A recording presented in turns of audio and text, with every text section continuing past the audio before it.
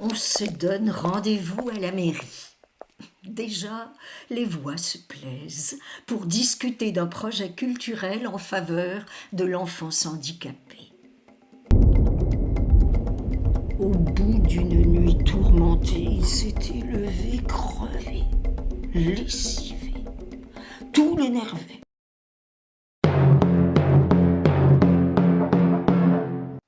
Son père était réparateur de tourne-disques ou de vieilles radios. Il faisait écouter à ses fils des arias de diva.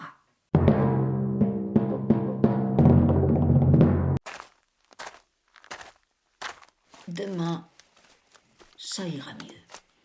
Seront plus clémentes les heures chargées d'images et de fils d'Ariane à dérouler. Il apprivoisera le Minotaure. Et son esprit se déchaîne. Les personnages se mettent en scène. Il leur prête des intentions d'après leur nature et s'amuse à les voir évoluer d'un chapitre à l'autre. Orfèvre du verbe, alchimiste transmutant un fouillis, l'impossible et l'intangible ressemblent à des histoires, à des intrigues, à des révélations d'ordre philosophique. La poésie n'est jamais loin derrière la prose. Le promeneur parcourt ses pages, d'ailleurs comme vous, les lecteurs. Elle songe à l'enfant qui se fiancera bientôt, aux enjeux politiques et leur impact sur la culture, au prochain sommet du prochain été.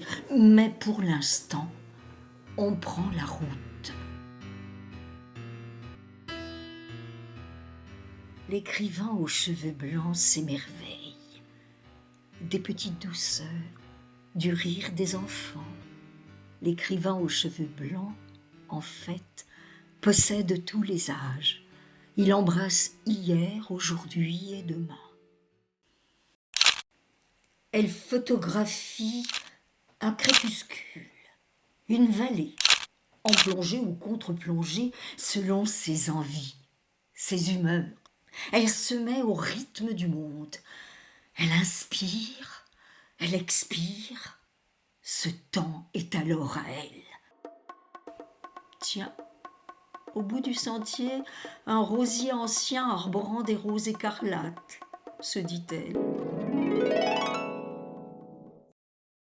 Peut-on continuer à vivre une fois l'homme de sa vie disparu?